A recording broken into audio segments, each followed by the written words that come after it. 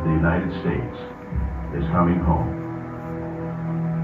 Long linked with the tragedy of the Great Depression, Hoover is now remembered as a statesman and humanitarian with a noble vision for his country.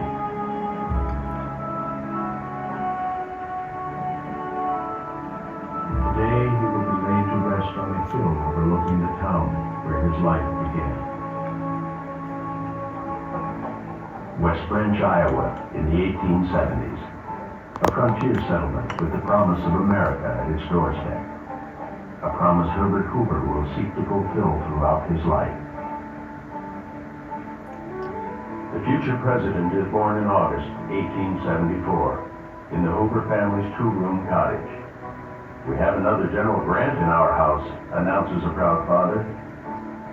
Jesse Hoover is a blacksmith and one of the town's leaders.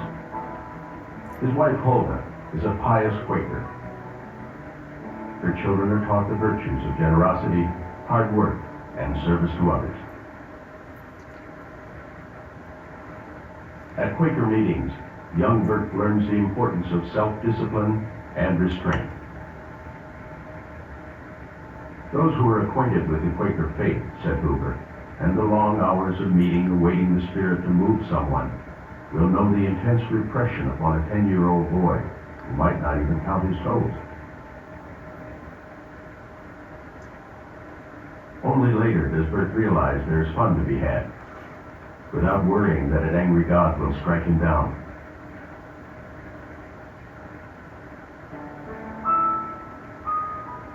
When Bert is 6, his father dies. His mother's death 3 years later leaves him orphaned and alone. Separated from his brother and sister, with 2 dimes sewn into his pocket, Bert is sent halfway across the country to Oregon. There he lives with his stern aunt and uncle. At 17, Hoover enrolls at Stanford, becoming the youngest member of the university's pioneer class. At first shy and awkward, Hoover soon discovers his love of engineering and Miss Lou Henry. Lou captivates Bert with her bold nature and love of the outdoors. Upon graduation, with only $40 to his name, Hoover hopes to become a mining engineer.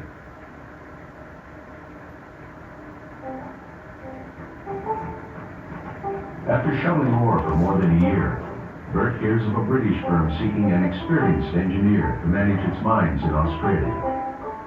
Only 23, Hoover buys a new tweed suit, grows a mustache, and sets off to win the job.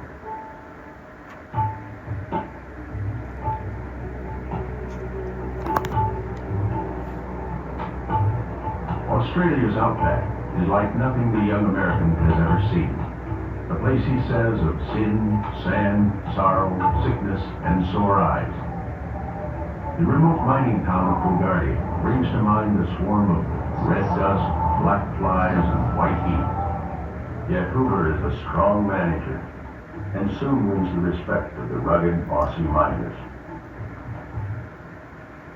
Before long, he is credited with discovering a rich new mine. His London employers are impressed and offer him the huge sum of $20,000 to manage their operations in China. Oh. He accepts and immediately cables a marriage proposal to Lou Henry in California. 2 months later, the couple are wed. The next day, they set sail for China.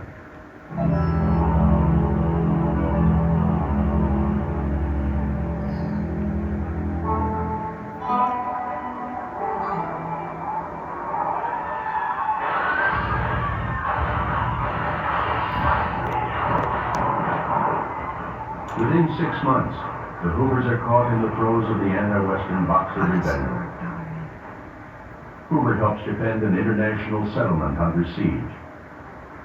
Lou is fearless, and each morning sweeps the bullets off their front porch. "It seemed to me," Hoover said, "that I had been delivered a strong hint by way of the artillery fire that my engineering engagement with that government was over."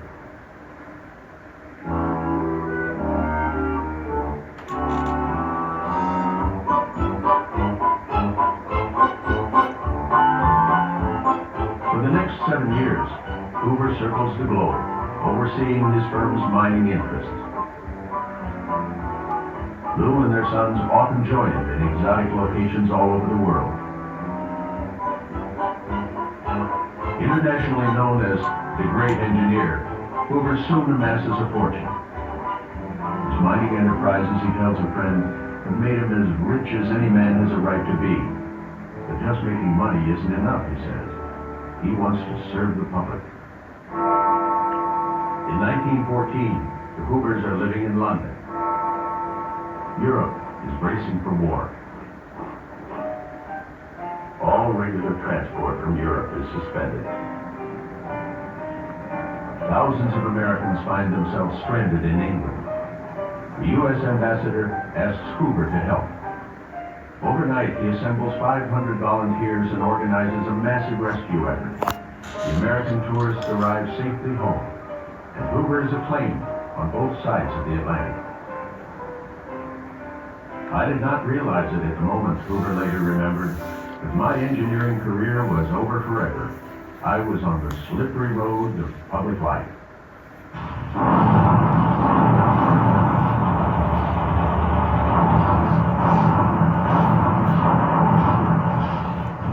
World War I engulfs Europe. Nowhere is the situation more critical than in Belgium. The nation is blockaded. 10 million people face starvation. Hoover takes on the task of Belgian relief. The Commission for Relief in Belgium raises over $1 billion from government grants and private donations, most from Americans. If you tell them what is needed, Hoover says of his countrymen, they will give you anything and everything. Hoover himself accepts no salary and personally pledges amounts far in excess of his net worth. Of his mining empire, he says, let the fortune go to hell. Hoover organizes a vast network of factories, ships, and volunteers who distribute food and supplies. He negotiates between warring governments to allow food to cross the blockade.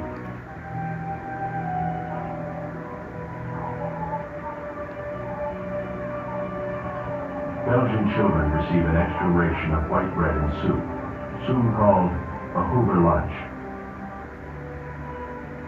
Hailed as the great humanitarian, in 1917, Hoover set sail for America.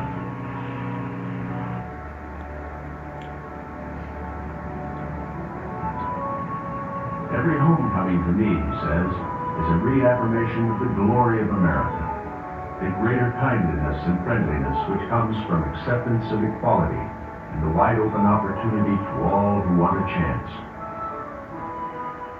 Hoover takes charge of President Wilson's U.S. Food Administration, and the country soon gets his message. Only through conserving food will the war be won.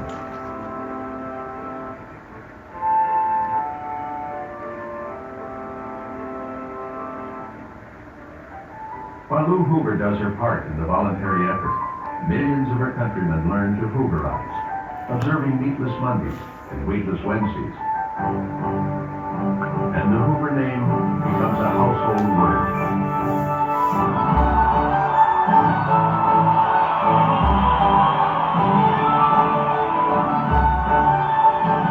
In November 1918, the war ends in an Allied victory. An uneasy peace settles over Europe. Famine stalks the exhausted continent. Once again, the great humanitarian takes command. As before, Hoover relies on volunteers to administer and distribute the food.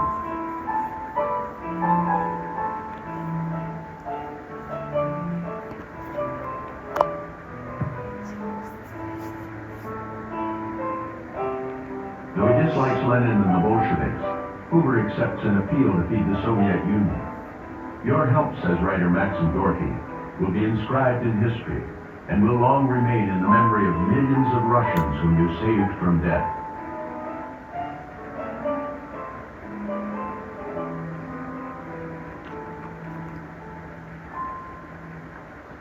Hoover brings home to America what he has learned in his humanitarian efforts overseas. The Voluntary cooperation is essential for the common good. National character, he says, cannot be built by law or government. It is the sum of the moral fiber of its individuals. Appointed Secretary of Commerce in 1921, Hoover goes to work with customary zeal. He is soon called Undersecretary of Everything Else.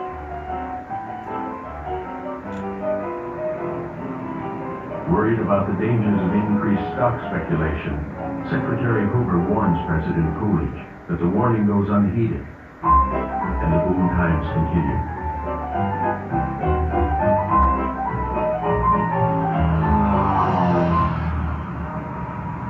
In the spring of 1927, the Mississippi River overflows its banks in the greatest natural disaster in American history.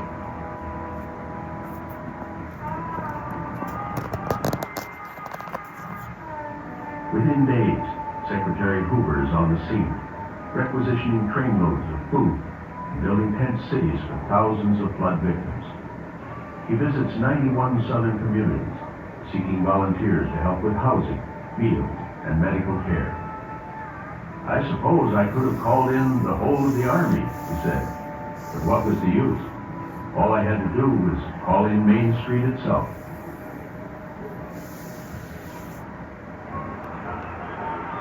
Hoover's popularity reaches new heights. In 1928, he campaigns for the presidency on a reform ticket. His platform includes farm relief, children's issues, conservation of natural resources, and global disarmament. Voters love his can-do attitude. In November, they elect him in a Republican landslide.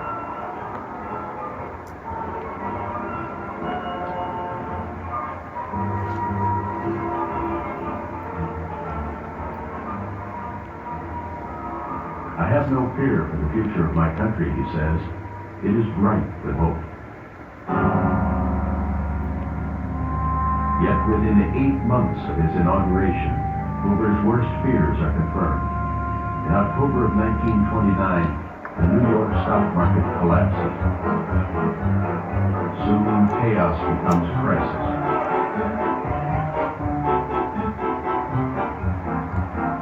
Europe panics. In the U.S., hundreds of banks go under.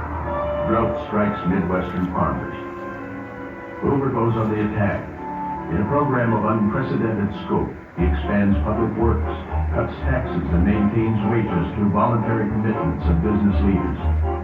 He creates the Federal Farm Board, home loan banks, and the Reconstruction Finance Corporation. Congress balks at still other Hoover initiatives.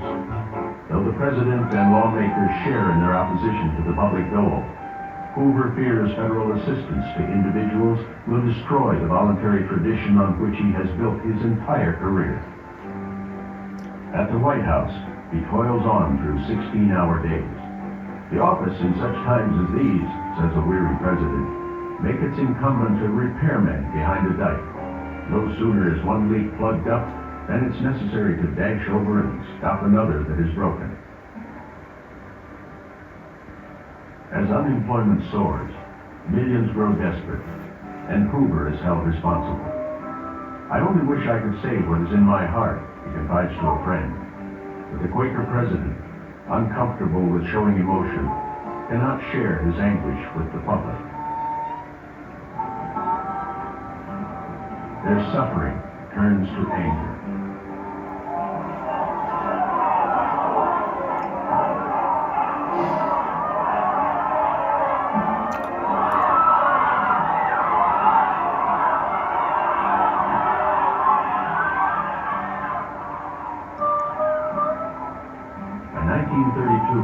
Hoover is a national scapegoat. Time magazine calls him President Reject. Humorist Will Rogers says, if someone bit an apple and found a worm in it, Hoover would get the blame. An electorate that gave Hoover overwhelming support only 4 years earlier now turns against him. In March 1933, a discredited chief executive surrenders the White House to Franklin Roosevelt.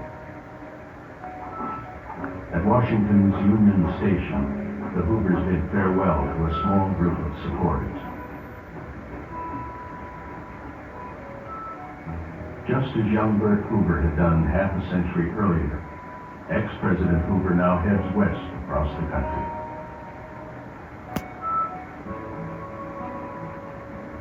The Hoovers settled into the house Lou designed in the hills above Stanford. Shut out of national politics, for Hoover, these are his wilderness years.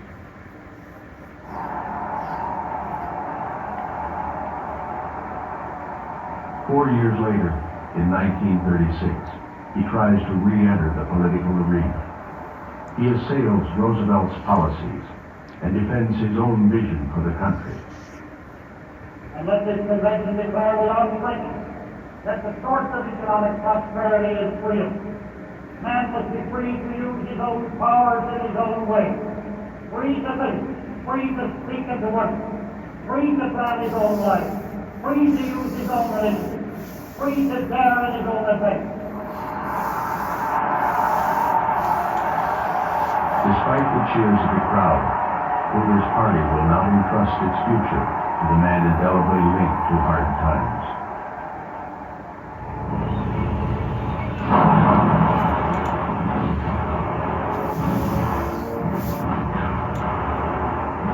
September 1939, the world again goes to war.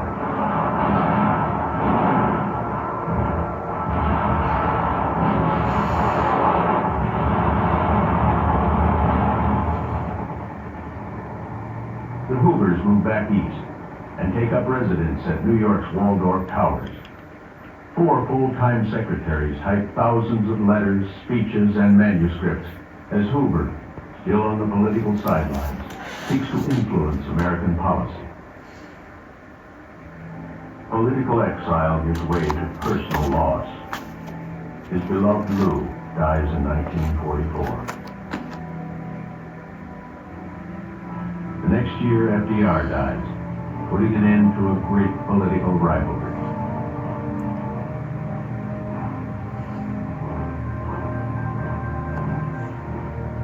Within months, the war is over.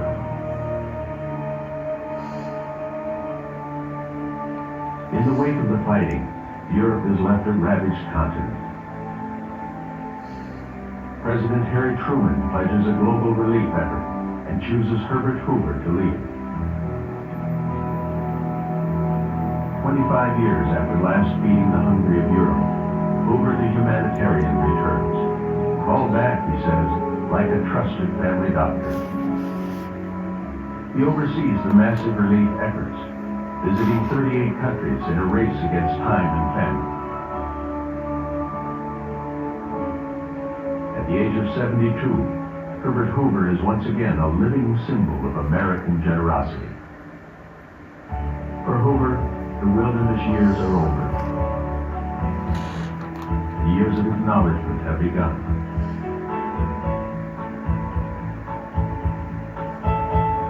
Hoover maintains his ties with Stanford and with the Hoover Institution he founded in 1919. He more than doubles the number of boys' clubs, helping those he calls his pavement boys. 90 honorary degrees come his way. As an elder statesman, he is sought out by leaders of both parties. Somehow he finds time to indulge his lifelong love of fishing. Nearing the end of a journey that has taken him so far, Hoover makes regular trips back to West Branch, the place where it all began. At each homecoming, he professes his unwavering faith in the country he loves. Within the soul of America, he says, is freedom of mind and spirit in man. Here alone are the open windows through which pours the sunlight of the human spirit.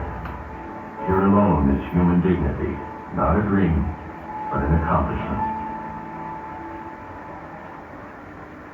As the shadows lengthen over my years, My confidence and my hopes and my dreams for my countrymen are still undimmed. That fear, hatred, and pain and tears may subside, that the regenerating sun of creating ability and religious devotion will refresh each morning the strength and the progress